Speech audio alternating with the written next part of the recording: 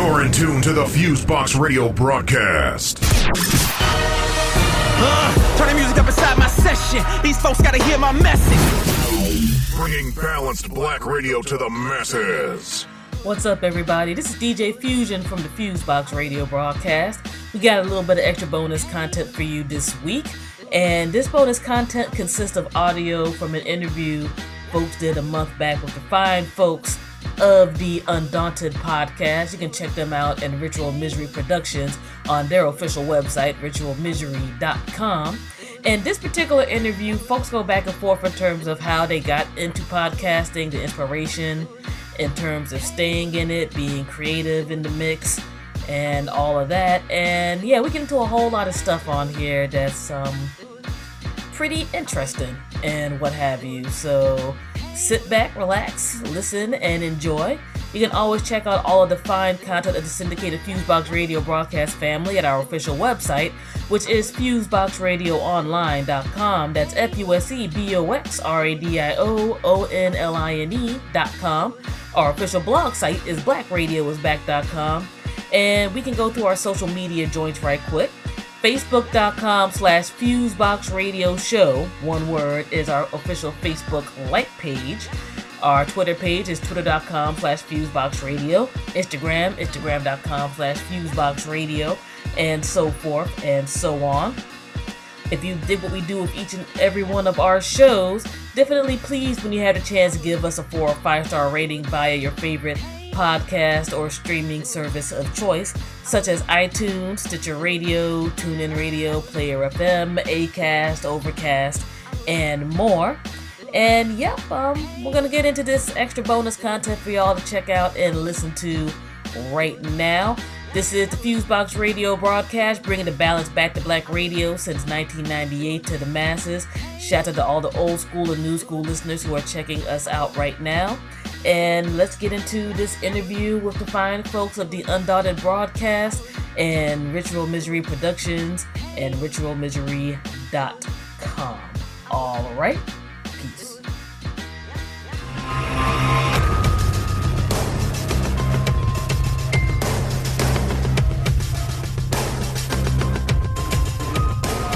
Hello and welcome to Undaunted, where each episode I talk with podcasters from all walks of life to discuss what went well, what went wrong, and what just didn't matter.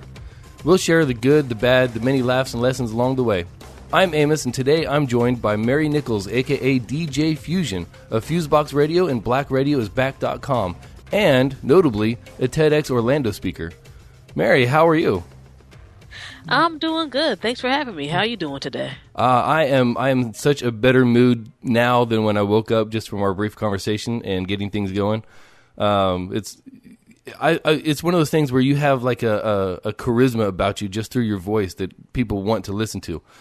Something I noticed when I previewed your podcast before the show. I'm very happy to have you on. You've got some interesting points of view, and I can't wait to hear your podcasting story. Alrighty, cool. Well, I'm definitely looking forward to talking, and thanks for having me on board. This should be fun. All right. So let's get started. Back in the beginnings, when did you start podcasting? Now, you started as a DJ in college, right? Yes, I did. I started my radio show, which ended up being the podcast, inevitably, the FuseBox Radio Broadcast, while I was a student at Rutgers University. Shout out to WRSU in 1998. Essentially, I was one of those people who was a part of the station on the side, and actually I worked for the music department, and I ended up running to my mentor, and they ended up helping me being able to get a show. And I'm pretty sure they probably expected me to not be there after a while, because I had like a midnight to 2 slot at the time, smack in the middle of the week. But my dorm, by God, the universe, or whatever people believe in, sheer luck, was literally right across the street from the radio station. Nice. So I was like, yeah, I can do this show and roll right back and go to sleep or do whatever else I need to do. And I maintained that over there until I moved from New Jersey to the DC metro area where I currently reside. We started the podcast via Podomatic around 2008. And we actually started a podcast since one of my DJ friends at the time was talking about, hey, there's this new thing called podcasting and help you get your show out to more places. And for us, it was like, hey, this sounds interesting. We'll do, a few episodes here and there, see how things go. And it essentially was like, holy crap, we're getting feedback from all over the world about us essentially playing music and like, part of my language, talking shit on this show. And that just became more and more encouraging to go forth and do that. And actually through our podcast, we were able to start syndicating a bit via internet radio stations and a few other places. And we just continued it since. And luckily the technology has grown with us along with how podcasting has been, where now I have the home studio where people record the show and distribute things. Nice. So you've been podcasting for coming up on 8 years now. Yeah, it feels really, really crazy. Like I've made the joke one or two times. I'm like, God, it's kind of frightening me. I'm like, I've had my radio show been more of a stable thing in my life than any relationship I've had on a romantic end and all of that. But it's literally been half my life I've been doing this show. Now, that brings up an interesting point. I didn't start podcasting until 2014, middle 2014. Where I was already fully established in a relationship. Now, how has the podcasting directly affected your relationships as you're, attempting to establish one or not, It's very weird because like right now when one deals with people, they take podcasting more seriously. Beforehand, like people knew I was doing my show and everything for a while, so it was definitely a part of my life. But when you have that argument with somebody's like you and your little show and podcast, you pretty much know that's what your relationship is on the decline. It's about to come to an end. Like again, I'm like one of those people. I'm like, I'm an adult. Y'all, you came into this in a particular way. This is going to take up some of my time. And besides me recording and distributing the show, I also DJ at other events. I also talk at various places. And for some people, I think it was honestly a bit much to see that it was that much of a part of my life where it's like, this is not a hobby. This is not cute. I have an LLC for this. I'm taking this very seriously as a side business and a communication. And plus, it's just something I love to do. Like, I love you, but I love to do this. And this is one of those things I'm going to put out front. Like, this is a definitive part of my life. I have a 9 to 5. I have this. I have other stuff I need to do. This is there. And you don't want to be messed up, but it's just they're like, we all have our own different obligations. This is one of my obligations.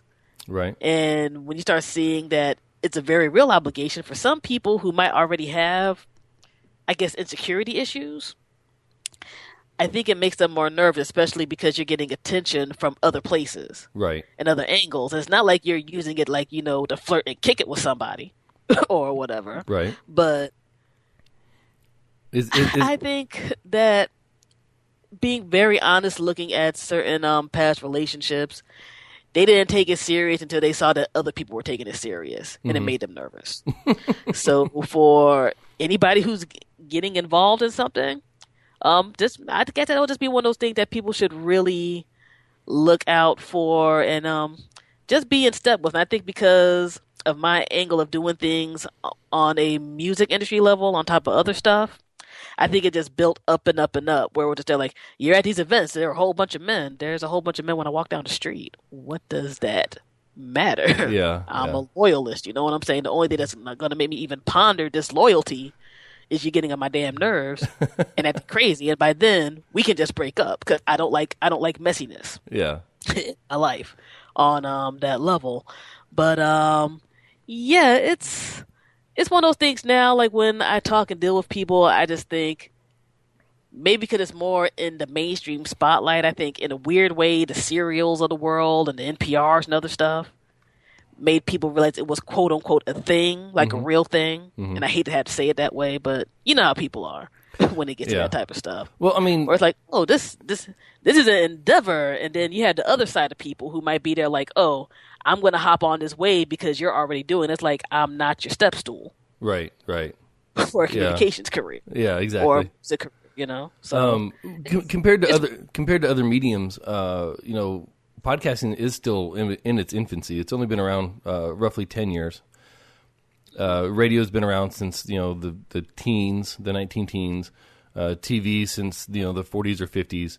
So compared to those mediums, podcasting's it's only 10 years old. It's really only since a couple years ago really started catching on and making it big. Mm-hmm. And it's been an interesting transition, and to have someone like you that's been been doing this for 7-8 years out of that 10 years, that's, I'm sure you've seen some transitions, different ways of communicating, of putting it out there, and different technologies. So what is the biggest change that you've seen in podcasting since you started? There's a few. I would definitely say that you have way more means of being able to do and start a podcast than you were beforehand. Like now, literally every computer has some type of free recording program you can use. You can get your mics easy. You can find decent stuff to mix your podcast down. I think it was more of a Wild West thing in terms of learning like how to actually get your podcast out there. Like I literally had to learn SEO and all that stuff on my own because I had no idea what the hell any of that meant. And at the time when we were really starting the podcast, I was woefully underemployed thanks to the economy at the time. Mm-hmm. And it's like, well, I might as well learn all this stuff because what else do I got to do on top of working crazy hours at a job I'm not crazy about and all of that. Right. On the end of how podcasts are perceived, especially in the hip-hop realm, it's been fascinating to see the change because I remember when I think podcasts and blogs almost started kind of getting more of a mainstream notice of popularity around the same time frame. Mm-hmm. So in the hip-hop realm, it was almost like, look at these nerds doing this podcast thing and writing on these blogs. Why aren't you trying to be at a big station like a Hot 97 or something, or write for a big magazine like The Source or Vibe and all of that? And in the next few years, all these personalities now have podcasts. Right. Or blogs or side blogs. And there's a few of us who are just there admittedly like, y'all were talking a whole bunch of shit beforehand. Y'all were talking all the trash in the world about how this thing is worthless and nobody really cares about y'all's little opinions and all of that. But now these are the people who want to use their name from old media into this new media. Some have been successful, some not so much. And in a weird way, I think it's because they're used to having to put on an artificial personality for mainstream acceptance, whereas the podcast, especially for people who've been doing it, let's say the past, I'll go so far to say maybe past 5 or 4 years, maybe not necessarily at the beginning, where you're like this kind of freewheeling. It's like you like the attitudes and the music that's being played, or you don't. Yeah. And you get your crew of dedicated people who are down to, listen to that and, engage in the give and take. Whereas some of these other personalities, which is kind of funny when I look at them in the podcast realm, they're not really as used to people just saying whatever's on their mind in terms of what they do. Mm-hmm. You're not necessarily in a closed bubble anymore. Right. You're not in the tastemakers. Well, I hyped up this joint back in 1998. That's cute, but it's 2015. What, Yeah. It's cool that you have that history. People aren't going to disrespect it if it's something that's very solid. But you're in this realm right now, Are we getting a taste of your personality and, the aspects of your life you want to put out there and the stuff that you actually genuinely like? Since it's very weird to me to see a top 100 DJ get a podcast and just do top 100 music. Yeah, that never quite seems right. It almost seems a farcical that like, why are you trying to bring that here instead of maintaining there? Why not bring something new to podcasting, new about yourself or new to the world of podcasting? Exactly. Like I know DJs here who work for major stations, but when they have their podcast, they'll, delve more into the independent end or, older music end or other types of stuff that they don't necessarily get a chance to do because of the way their job is structured. Mm-hmm, mm-hmm. And to me, that's more interesting. Like, oh, they're kind of into this type of thing because, I've seen the other side of things. I get it. You can only do so much because of what your contract says over there. But here, you're supposed to be able to to kind of have more of a chance to actually do that free form thing. Mm-hmm. Most people want to do. You get to expose a little more of yourself than here's the Billboard Top 100 list, and you can only play these singles. Right. Regardless of however it's mixed and stuff. This is where you're supposed to be free. And to have people not do that to me seems like a waste of time and storage space. and all of that. Like, it almost seems like a very blatant, I'm going to quote unquote expand the brand move. Yeah. Yeah. And the listening audience, I think now is very much not so much into that. Like, you're going to have people who are going to carry over with that. But, I think a lot of the podcast listening audience wants that little bit of something different. Right. Now, like, you're going to have a comfort zone, but you still want to have that little teeny bit of off the beaten path. You mentioned a little bit the perception of podcasting as a nerd craft. And I can speak from personal experience. My wife thinks that me podcasting is a complete waste of time, that it's, that it's just something I do. Like, back in the day, I played D&D, and now the jocks are doing fantasy sports. And now I'm podcasting, and I'm waiting for that transition point where it's socially acceptable to say, hey, I'm a podcaster, and it's actually taken seriously. It's not just something that's brushed off as a hobby. But you've been doing this 4 times longer than I have. What perception changes have you really noticed? Like, can you give specific examples of any perception changes, any conversations that you've had with certain people that have shown you that podcasting is going through a transition? I think from my angle of things, especially dealing with a lot of music artists, independent and otherwise, I've seen podcasts now being taken way more seriously than they used to be. I would be able to go to a music conference and be like, hey, my name's Mary Nichols, aka DJ Fusion of the FuseBox Radio. I got a college radio show, and we podcast too. And nobody would care about the podcast part. Even though to me, I'm just there like, hey, that gets you to people all over the world. Mm-hmm. In other ways, like, yes, the FM side where I was at is cool. We have a nice reach there. But besides the New Jersey, New York metro area, you get to heard all over the world. I can give you stats about, we get this many downloads per week in Japan. We get this many downloads per week here in streams. And it was just there like, oh yeah, podcast, meh, whatever. Now it's just there like, yo, I heard about your podcast. It's like, this is different. But there's also more podcasts out there. Right. On all these various angles that people have been able to grow and build and expand with. And when you have, people being able to, if they're even remotely taking their career seriously, Google themselves and be like, where's my music being played? Mm-hmm. Damn, a lot of podcasts are playing me. Or some of these artists, I've seen their careers up and grow like crazy with how the technology has grown. It's like, oh, well, this show has played and interviewed, let's just randomly pull up a name, Killer Mike. And they play my stuff too. I can say that this show that has pretty damn good, stats and ratings is playing my stuff, and it's getting out there. Mm-hmm, mm-hmm. And, it's definitely more of a thing where people are like, oh, you are accessible on iTunes. Or I can pull up my phone and I can, like, I was at a conference a few weeks ago. They're like, oh, I can pull you up on Stitcher. Right. They just type the FuseBox Radio and they say them to the place like, I'll check you out. Like, I still think it's looked at on some levels as a nerd thing, but with the mixture of just the growth of the technology plus some of the old school guys now trying to get into podcasting, it's looked at more seriously. Like, let me see, who can I bring up as a good example? Sway and Tech Show. People know them through their original place in California to the Sirius XM, and now they podcast their show. Mm-hmm. So you'll have people just there like, oh, which I guess is a weird follow the leader type of thing, which sucks sometimes, but I think it's kind of helping out people. It's like, oh, these guys are hopping onto it. We need to hop onto it too. Oh, damn, these other guys have been doing it for way longer than these guys. Mm-hmm.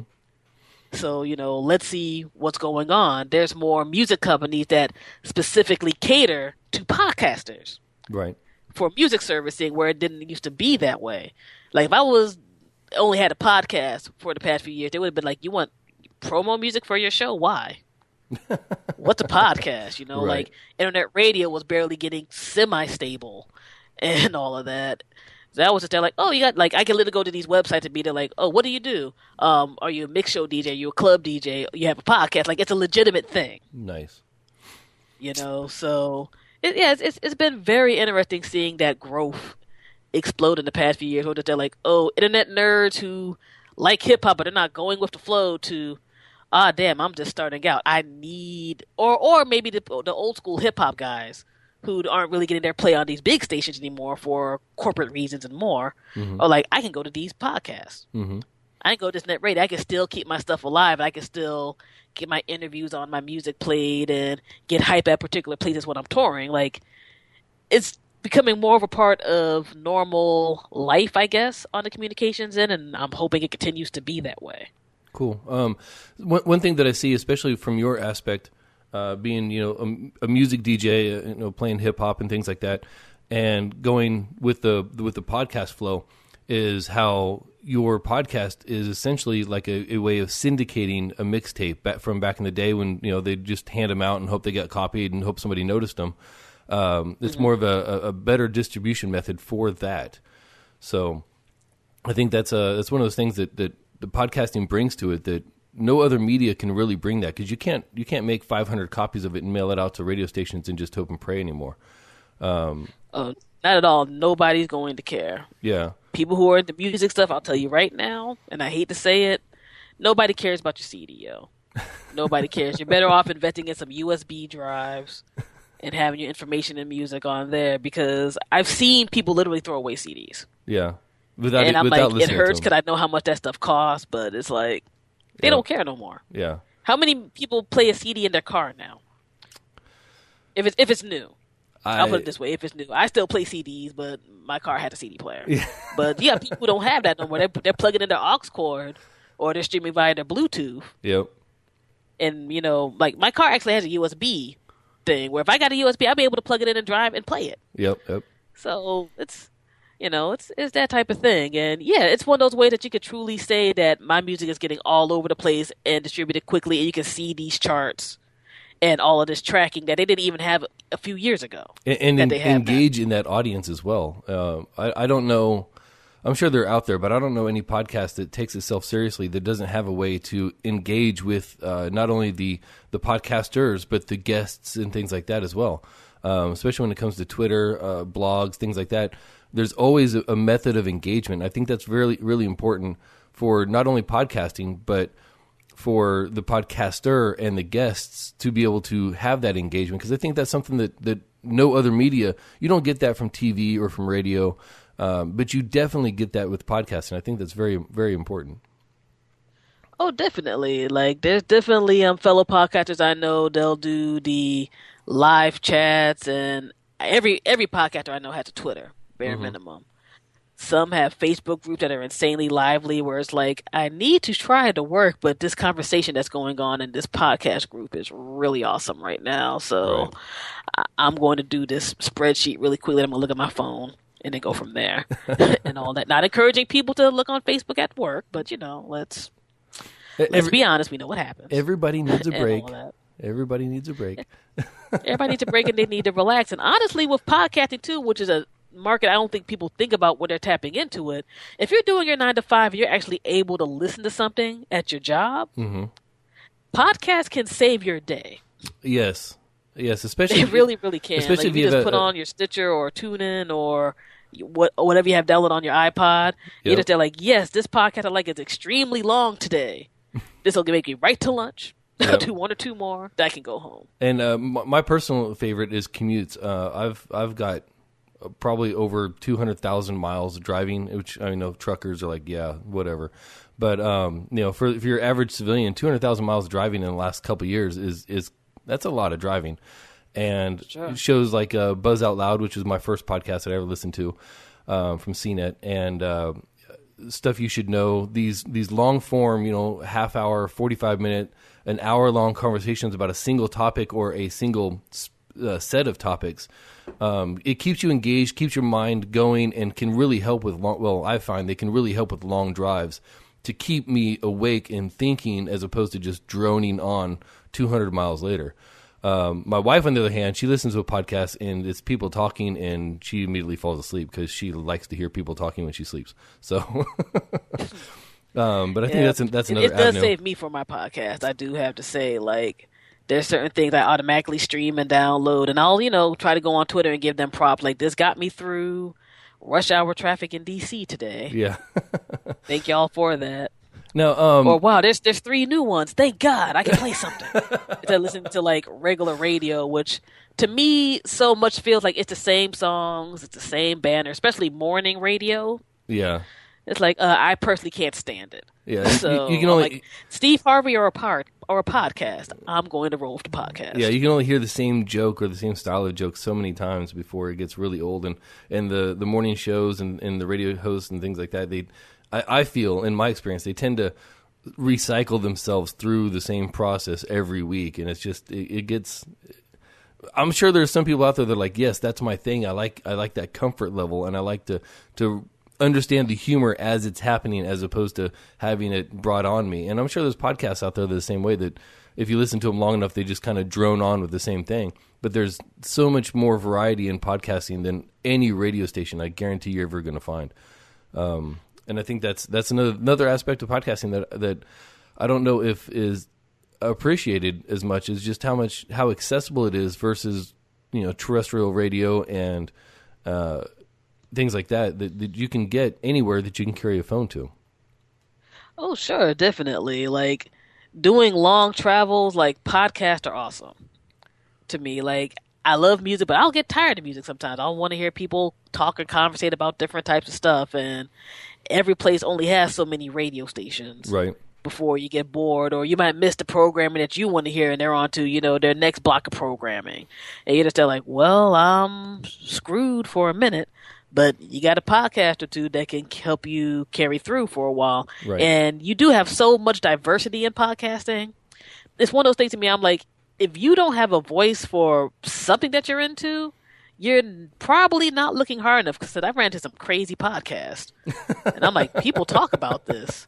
Holy crap, okay. Yep. And like, it's a thing, but it's like, that's the wonders and beauty of like the entire free expression, free speech vibe. Like, you'll find something that you like through a podcast.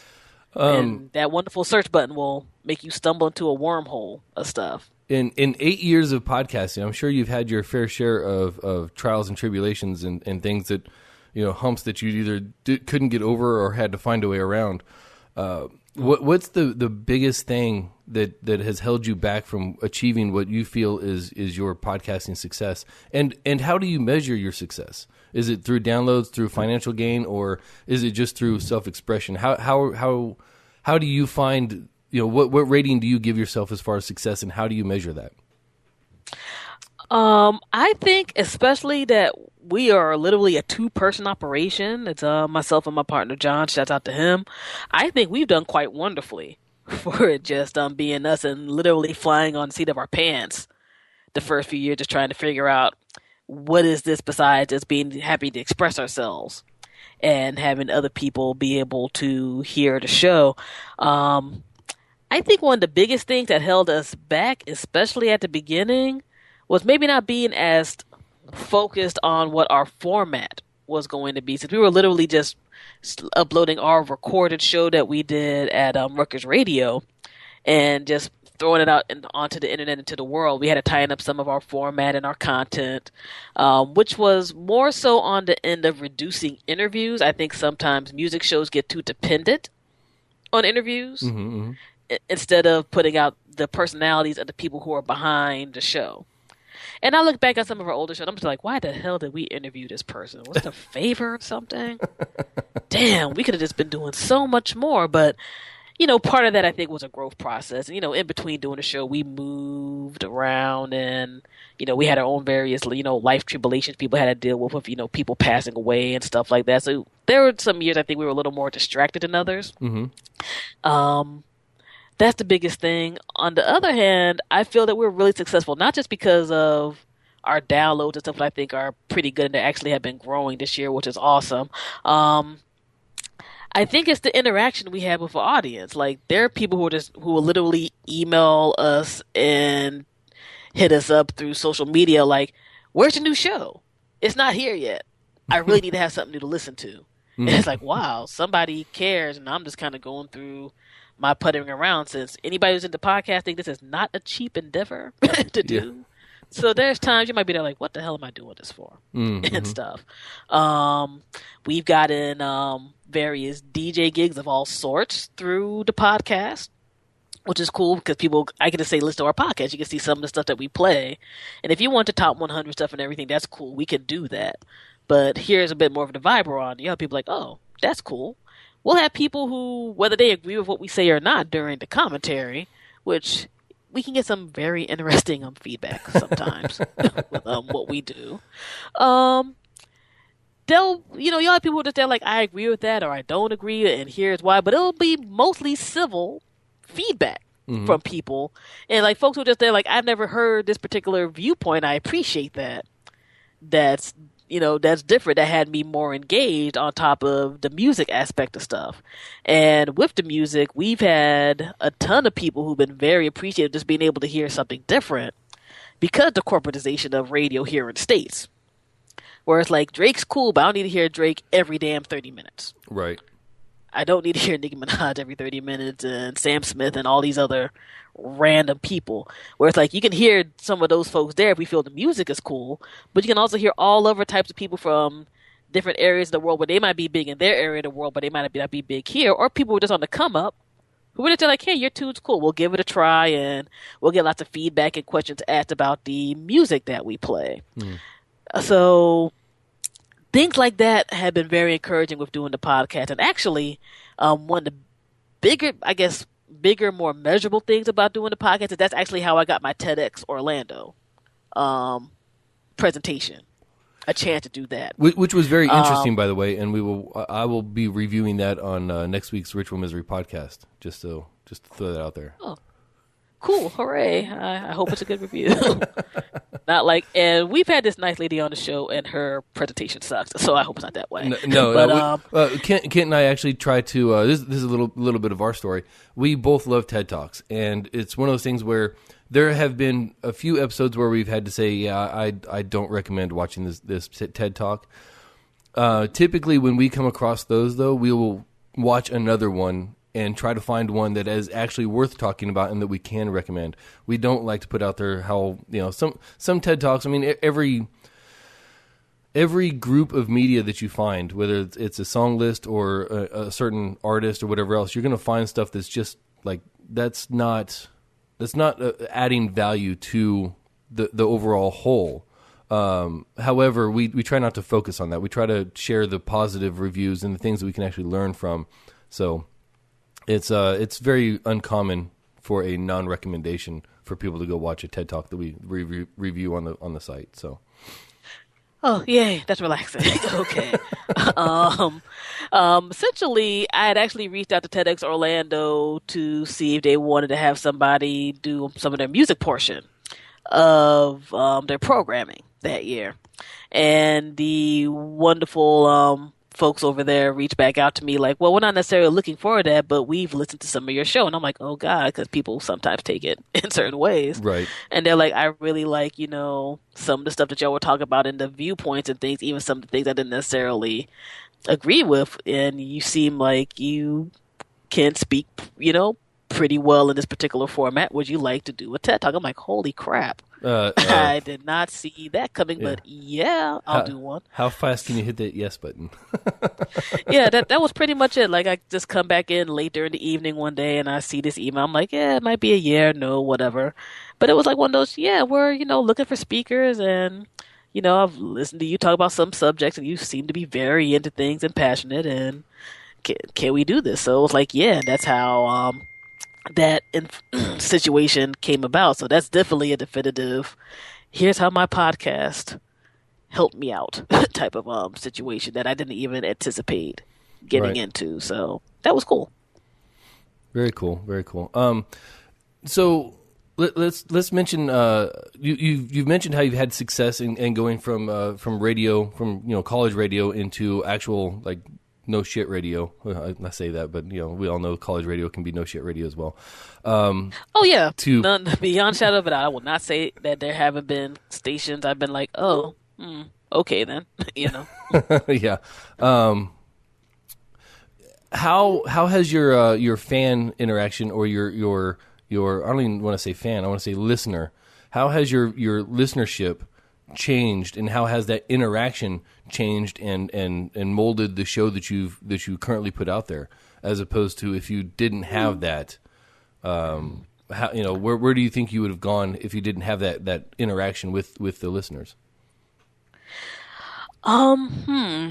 Well, I think with the podcast, I get more interaction, but it's because I'm also accessible at any time for people to listen. Mm-hmm. Like, midnight to 2 is a weird time where you sometimes get some weird folks on your phone lines wanting to talk about stuff and everything else.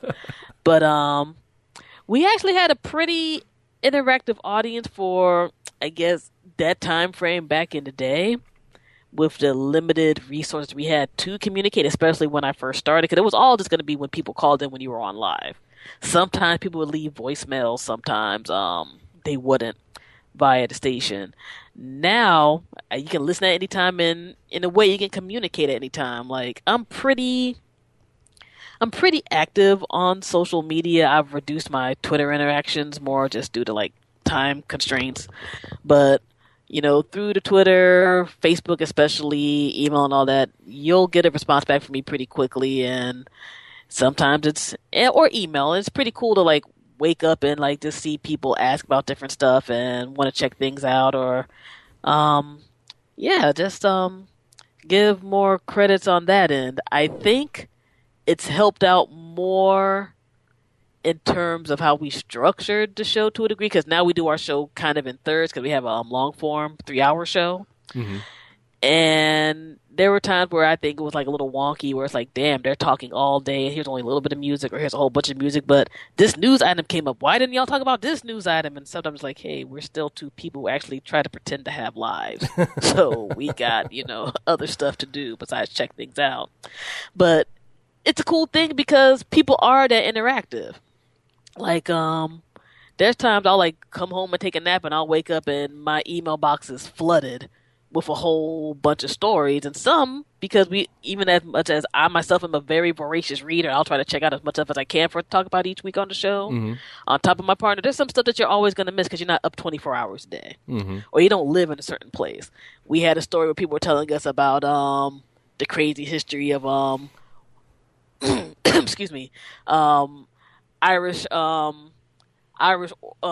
orphans of African descent, because they had a big thing over there about having them be recognized for stuff that happened. And I'm like, I would have had no idea, but somebody sent us an article from the Irish Times. Some things that happen here in the States, unfortunately, don't get covered by our media the way they should. Mm-hmm. And you'll have somebody from the UK or Russia or somewhere in the Middle East, they'll send over a story where they're covering a certain thing in depth that if I didn't get a local news story about it, I might not have known about for a little while. And then just with the music in, I mean, the internet has been, I think, on a lot of levels, the best thing for music creativity in ages. And the flood of music that one will get from places you might not even think have a jumping music scene, and you'll be like, damn, it's awesome. And a few years later, down the road, while they're working on their career, you can be like, I was literally one of the first people who played this track or knew about this person that was cool. Like back in the MySpace days, which, Jesus Christ, that makes me feel old. Like I need to wave a cane around. Like that was one of the first times, like that in the MP3.com era, you were just there like, wow, like I could instantaneously get this music. I don't have to sit at a mailbox and necessarily wait to get a track. And now, even though sometimes you'll have maybe more crap in your box than good stuff, when you get the real good golden stuff, it's like, I can instantaneously get this. Right. And that's wonderful. I don't think anybody who loves music can hate on that particular aspect at all. I wish musicians got paid better, but that's a whole other podcast that's for a whole other day. That's a whole conversation in and of itself there. Indeed. Now, let's talk some raw numbers, if you don't mind. When you first started your podcast, about how many downloads were you getting?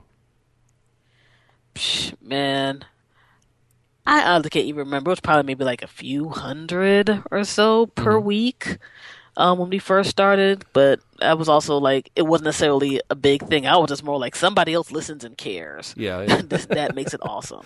And now we get about, usually we get to at least 2 to, I think we maxed out this year with one podcast about maybe like 4,000 plus downloads per week. Nice. Like we do pretty decent. And one of the things we're trying to work on more is expanding our this is all the business garbagey talk, but I guess more the branding and marketing to a different level.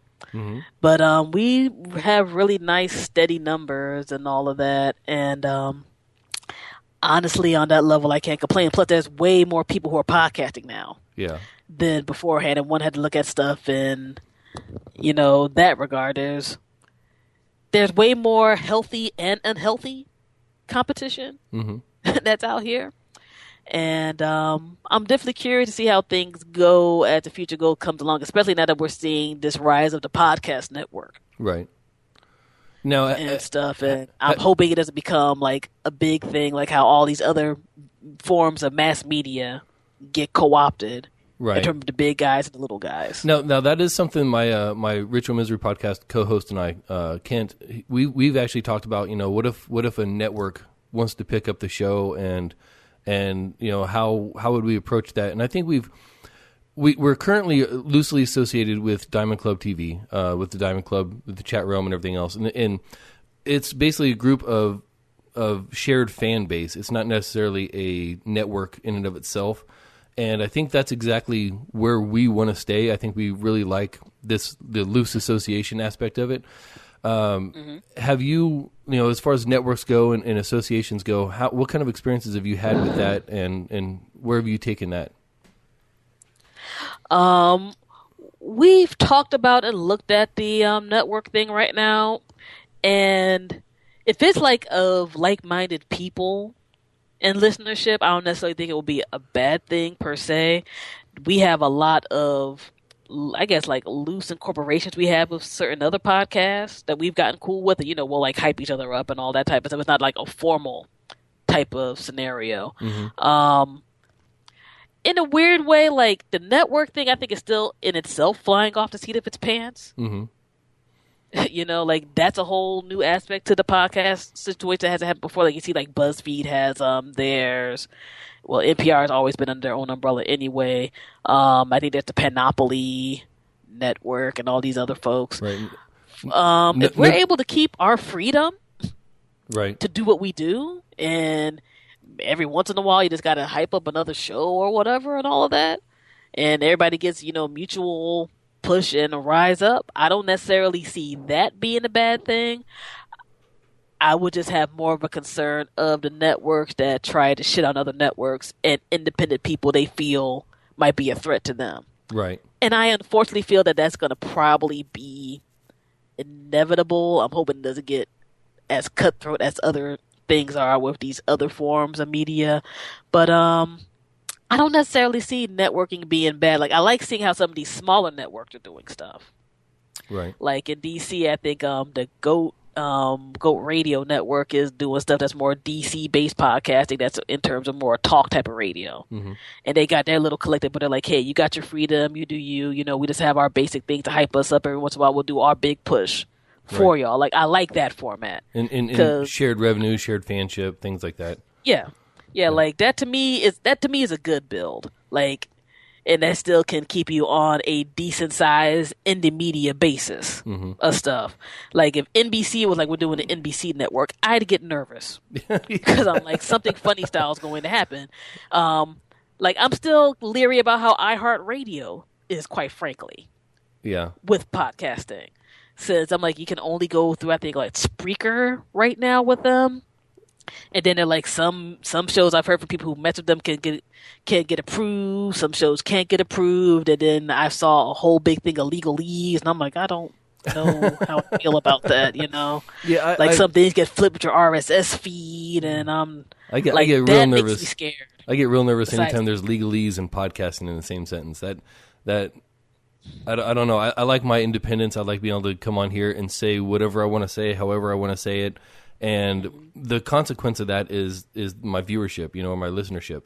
And I don't have to worry about, Twit Network, it's a great network, but there's certain restraints that they put on people, and there's certain, there's certain attitudes and certain views that they don't want shown on there because it's the Twit Network, as opposed to, being fully independent. I can literally come on here and do anything or whatever I want, and the only consequence is, am I going to get listeners by saying that? In my point of view, as we discussed earlier, is I'm not going to change myself or my points of view in order to gain listeners. I'm just going to put it out there and hope I find a following, people that have similar opinions or whatever else. But I'm not a serious crackpot with the crazy racist shit and everything else either. So exactly. I'm not chocolate InfoWars over here. Okay. Like we have certain stuff that, we're into. We have certain stuff that we're not. We have certain stuff we're very passionate about. Like I think one of the biggest podcasts we got a whole lot of feedback from was when the Rachel Dolezal's business was happening over here. And yeah, I kind of went off on that for various reasons. And yeah, stuff was all over the map with that, but it was still one of those, I appreciate you expressing yourself and what you do. And it's like, for whatever reason, that has an audience. And that's the funny thing when it's going to get to this networking situation, because some things are going to be brand new, and that's going to be awesome, and people might have a basic idea of what they want. They're going to start off a new show. But if you grab on these established shows, are you going to try to just hop on the wave that they build up? Mm-hmm.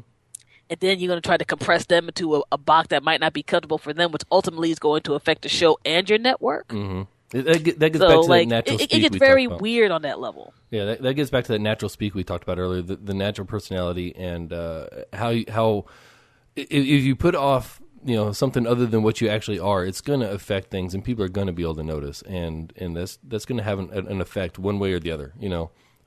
Some people might like, yes, I like the semi-staged, boxed-in version of this person more than the natural speaking version of this person. But again, that goes back to the internet policing itself that we talked about before the show. It's the podcast is going to police itself via viewership and by sponsorship or whatever else, and I think that's really important.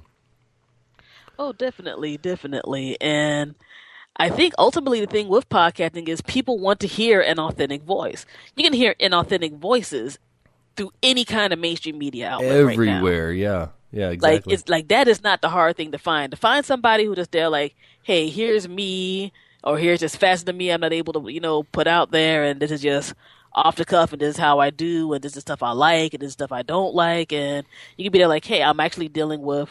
In a weird way, I feel it's the normal people's medium right now. Mm-hmm. They're like, hey, this is a person who I could chill with, right, or I could talk to, or you might engage in a conversation with, or whatever. They like some of the same stuff I do, and I guess maybe that's why some people look at it as a quote unquote nerd thing, because you weren't trying to be the cool person, right? You were just being you. Just happened to be that you also were a you into a whole bunch of technology that nobody probably thinks right. about till they want to get to this themselves. So I just look at the network situation as being a good thing, because that means this is a medium that is growing and wants to be viable beyond 2+ decades. But where is that going to go? I don't want to join the Ticketmaster of podcasting. Right. I really, really, really don't. I don't want to have to go to a company like, Clear Channel is always going to be Clear Channel. Fuck iHeartRadio. That's ridiculous. I understand the cleanup with the marketing, but I'm just there I've been doing this music thing and other stuff too long. When I heard them change the name, I'm just there really? That's going to make us not look at you like the evil empire? Right. Okay.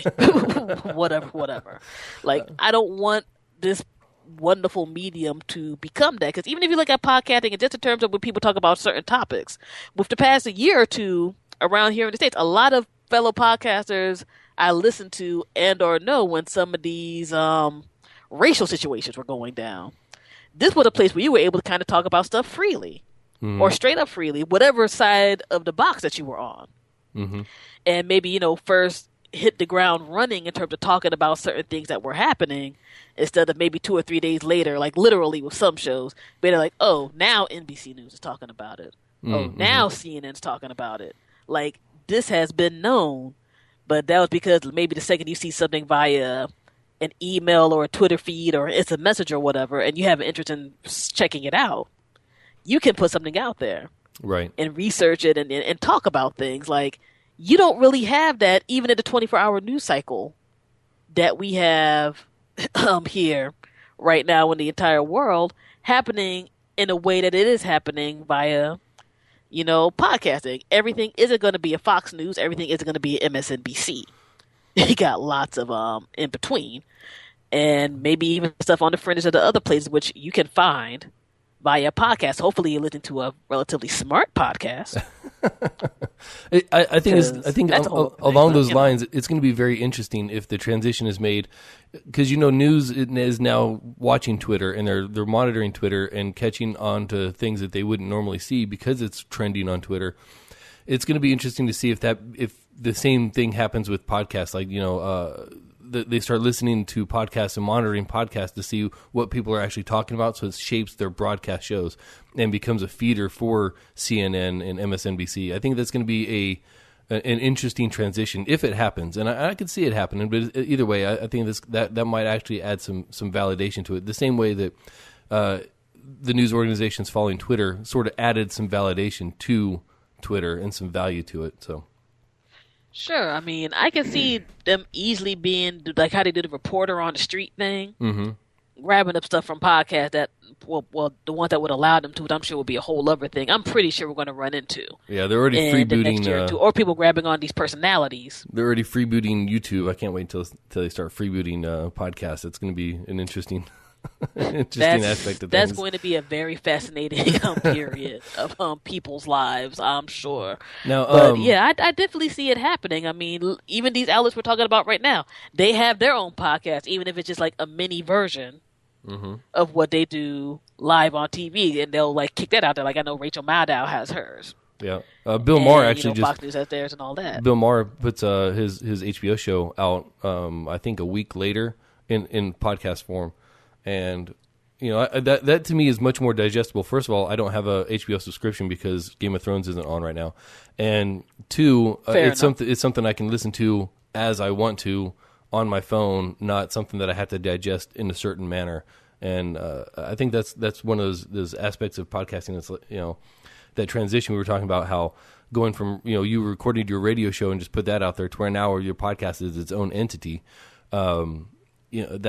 That's one of those forms of old media that, because it's time shifted and is put into a non-paywall situation, I think that actually adds value to the show, to his original HBO show, because now he can actually gain listeners and viewers other than just on the HBO front. And of course, it's time shifted so that the HBO part of it does maintain its viewership and its the monetary aspect of it. But I think that's something that can be useful as well. Sure, definitely. Or even for some of these actors who are on these other shows right now. Like I listened to How Did This Get Made recently, which is an insanely funny movie review podcast of like awful movies. Right. And I'm listening to the show. I'm like, this guy sounds familiar. Then I end up looking. I'm like, oh, I watched The League. So two of the guys who do this show, right, do The League. Holy crap, And in a weird way, that's like a little side promo thing for them. Like they might say it once or twice, but it's not a big thing. I'm like, I'm just into this particular show and the way they're talking, but I'm just there like, oh, this in a way can help out y'all's careers in a way that it wouldn't have necessarily have been traditional. Right. In a Hollywood form, like Aisha Taylor has her podcast. Mark Maron, all these other folks you might have most have been like, oh, they're going to do some stand-up. I might see them on TV here and there. They're using it in a whole different way that still maintains who they are. Yep. But they don't got to wait till, Wednesday at 10 p.m. Yeah, and in the case of Mark Maron and Joe Rogan, they actually have such a huge following on their podcast that it's, that it feeds forward their other careers. So yeah, like it's very interesting to seeing how this is going to go. Like to me, I don't see podcasting going away anytime soon, especially if nobody's screwed on with like net neutrality and stuff, which is a whole other thing for another day. But one other thing about podcasting, folks, you will learn about all this technical crap and policy stuff if you're really into it. Mm-hmm. Yeah, whether you want to or not. And you have to. I think it's one of those things. It's a required education. Like you need to pay attention to this, and you need to understand what's going on.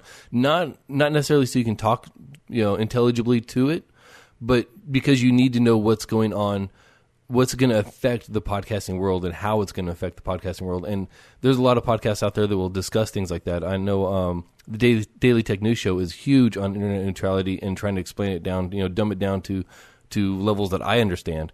And that's something that you kind of have to monitor if you're going to be in the podcasting world, because it's going to affect you whether you want it to or not.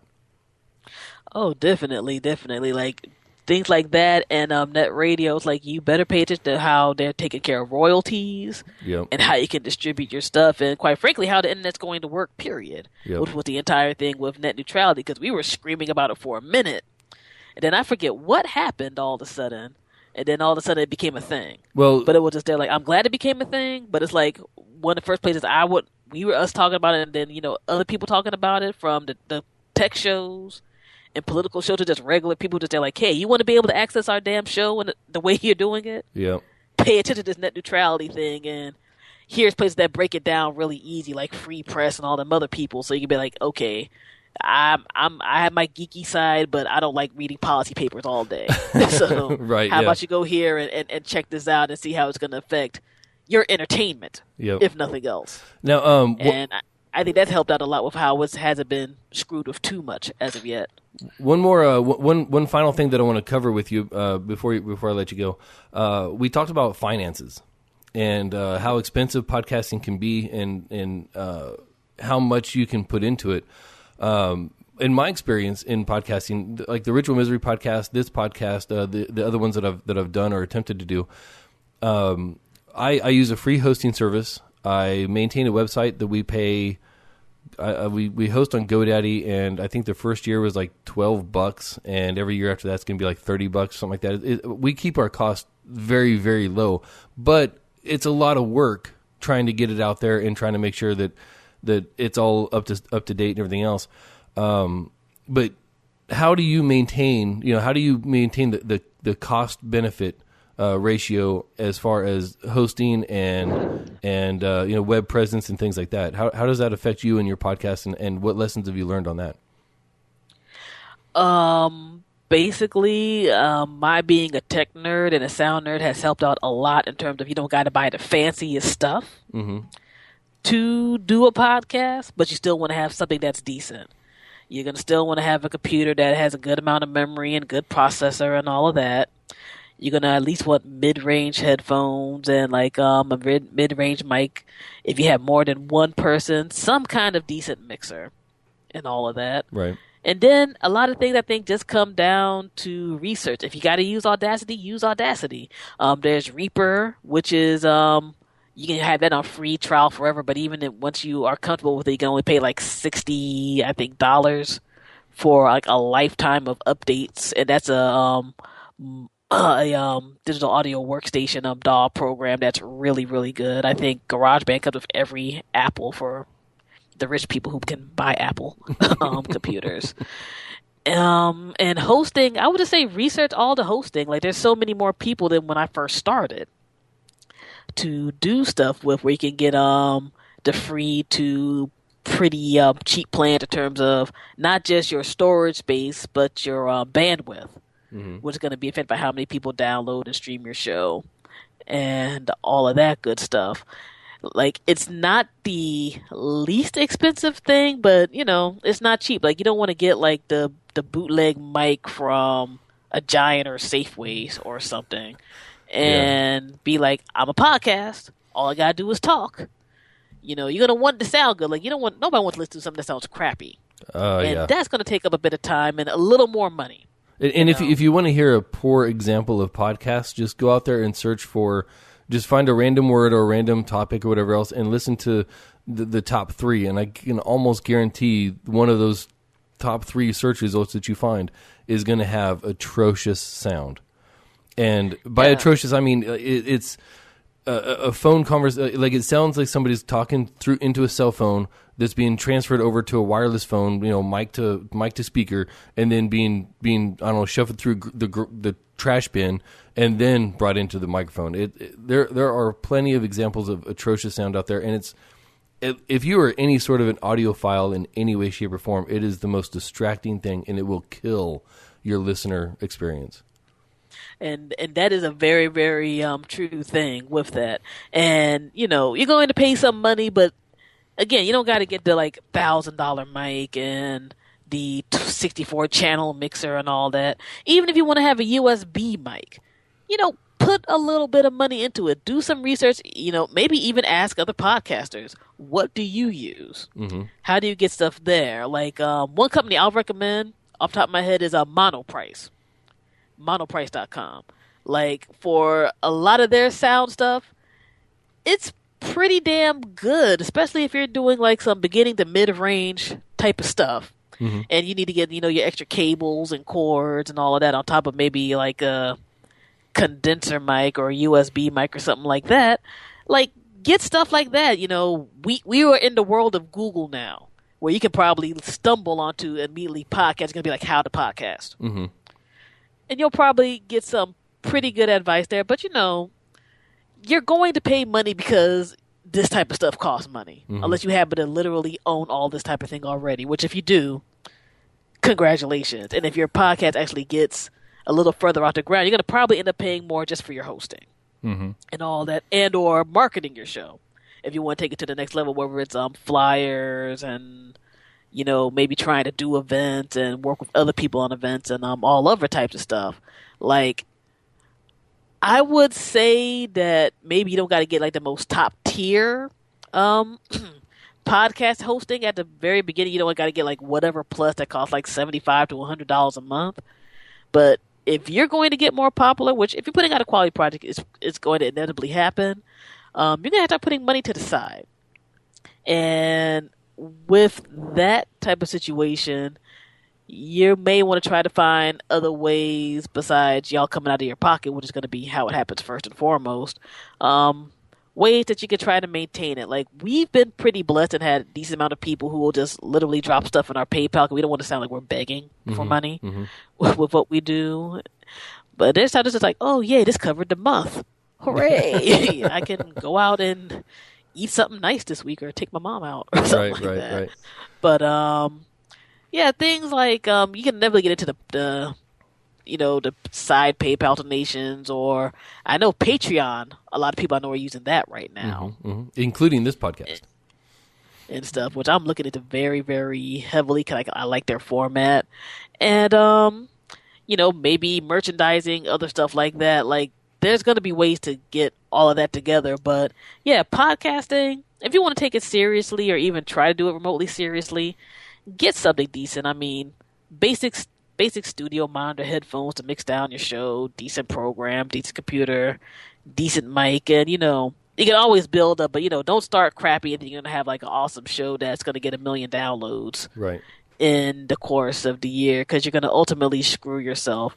And as Amos perfectly brought out, you can find a crappy sounding podcast quickly. Quickly. Yeah, yep.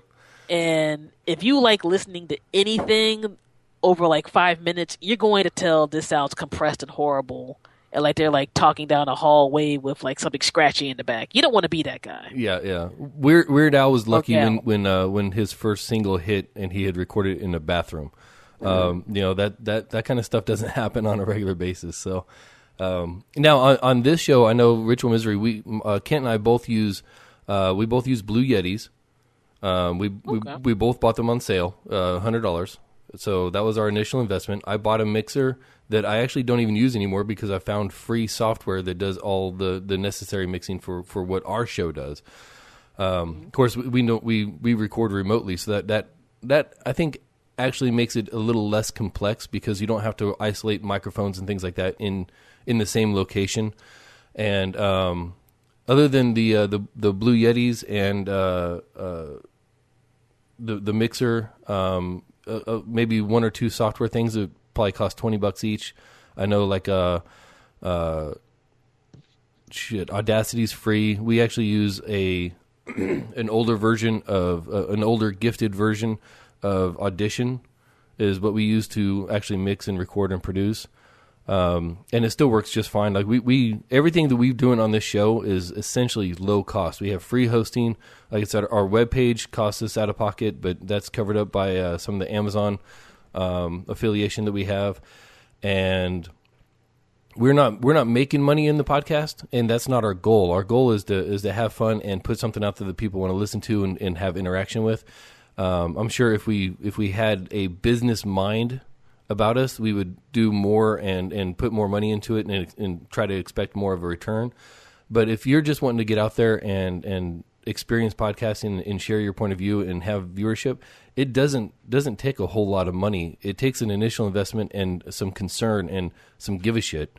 But other than that, it's really not an overly expensive venture until you start getting, up into the thousands of listeners and downloads a week. And then you start really need to look into better hosting and, better SEO opportunities and things like that. So I think it's important to know that podcasting can grow with you. It's not something that you need to just jump into with, like you said, $75 a month hosting services and things like that. And I think that's something that's overlooked in a lot of podcasts that talk about podcasting. Oh, definitely, definitely. I mean, worst thing that happens if you start out small, holy crap, people really like what I'm doing. Now it's time to, go up to the next level. I mean, we started out small, especially since, podcasting was, I think, more super new.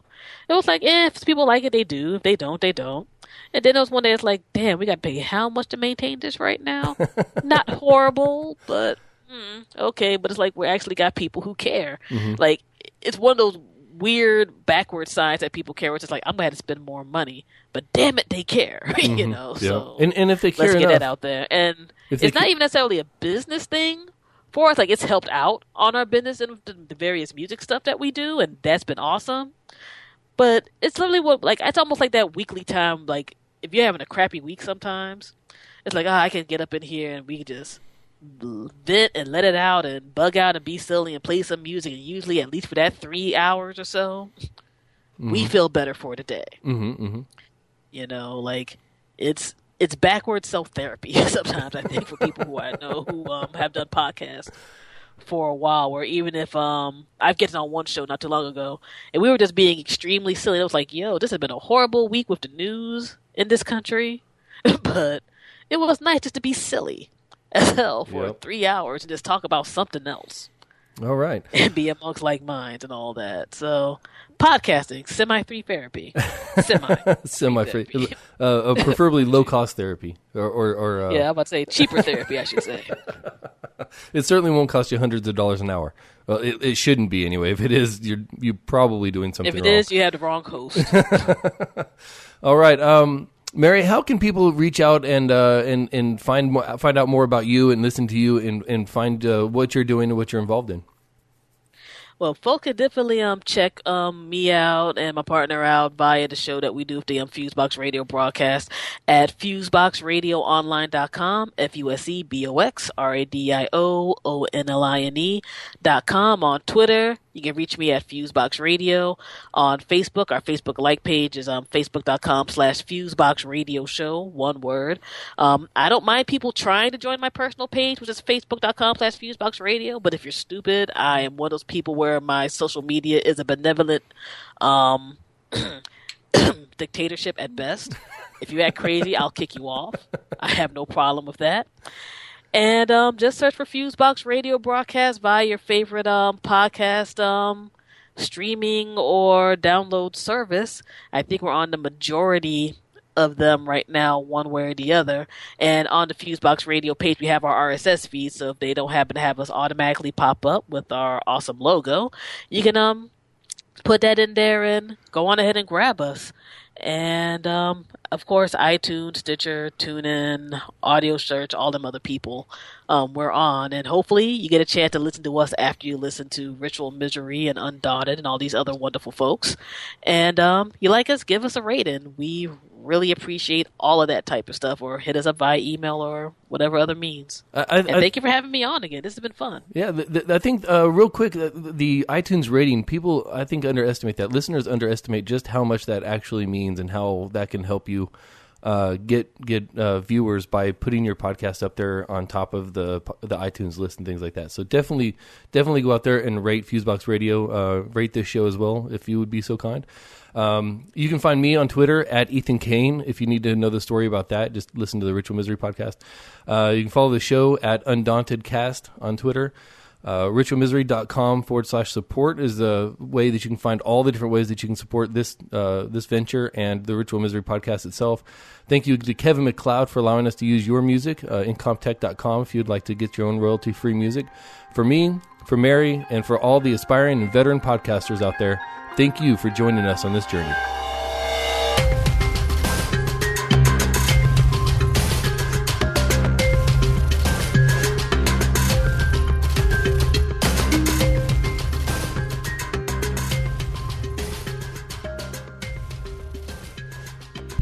Club hopes you have enjoyed this program. You can listen to the FuseBox Radio Broadcast via iTunes, Stitcher, TuneIn Radio, Podcast Addict, and your other favorite podcast players. Check out the FuseBox Radio's official website for our latest episodes, events, and more at FuseBoxRadioOnline.com.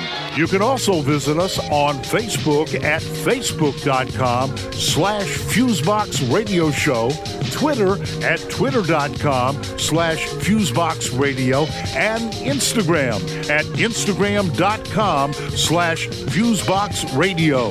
Feel free to contact us at FuseBoxRadio@gmail.com to submit music for airplay consideration,